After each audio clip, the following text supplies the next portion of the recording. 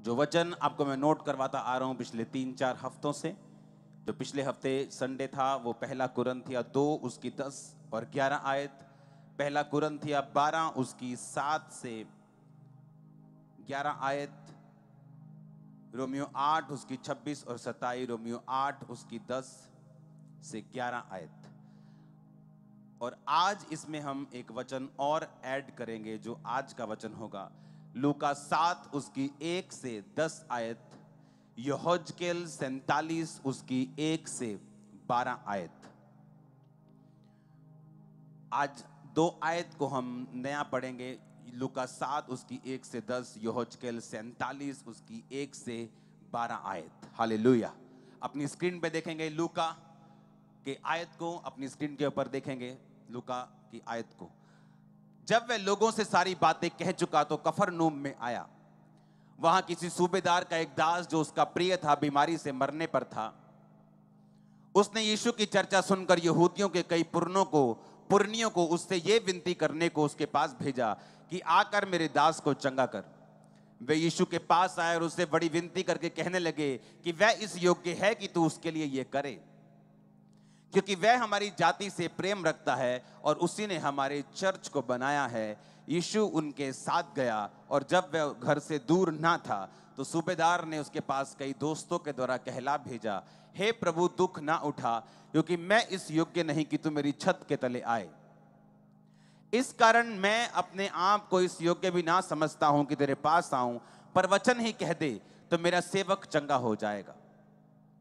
मैं भी पराधीन मनुष्य हूं और सिपाही मेरे हाथ में हैं। जब मैं एक को कहता हूं जा तो वह जाता है, दूसरे से कहता हूं आ तो वह आता है, और अपने किसी दास को ये कर तो वह उसे करता है। ये सुनकर यीशु मसीह को हैरानी हुई और उन्होंने कहा मुंह फेर कर उस भीड़ से जो पीछे आ रही थी, मैं तुमसे कहता हूं कि मैंने इज़राइल में भी ऐसा विश्वास नहीं पाया। और भेजे हुए लोगों ने घर लौटकर उस नौकर को भला और चंगा पाया। सब बोलो आमीन।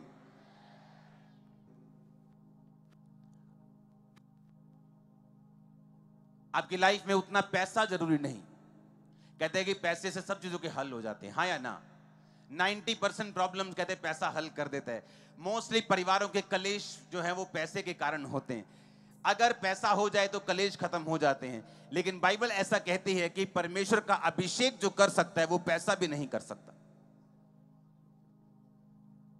रात के इस समय चर्च का इस तरह से कोना कोना फिल होना, थर्सडे वाले दिन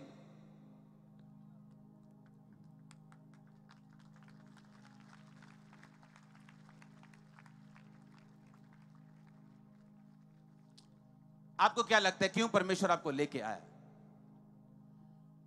क्योंकि आज वो दिन है जो यहोवा ने बनाया आपको अभिषेक से भरने के लिए। और आपको यह मालूम है कि अभिषेक के कारण तेरा हर जुआ नाश कर दिया जाएगा। किसके कारण? पैसे के कारण। आगे आगे, हाँ, पीछे पीछे करेंगे। 6 आयत कहता है, हे प्रभु दुख ना उठा, क्योंकि मैं इस योग्य नहीं कि तू मेरे छत के नीचे आए। हाँ, इस कारण मैं अपने आप को योग्य भी ना समझा कि तेरे पास आऊं। वचन ही कह दे तो मेरा सेवक चंगा हो जाएगा। मैं पराधीन मनुष्य हूं, सिपाही मेरे हाथ में है। एक को कहता हूं जा तो वो जाता है, दूसरे को कहता हूं आ तो आता है, किसी को बोलता हूं ये काम कर तो वो करता है। उसने क्या कहा उनके ऊपर? फिर वह मुझे भवन के द्वार पर लौटा ले गया और भवन की देवड़ी के नीचे से एक सोता निकलकर पूर्व की ओर बह रहा था। भवन का द्वार तो पूर्व मुखी था और सोता भवन की दाहिनी और वेदी की दक्षिणी ओर से निकलता था।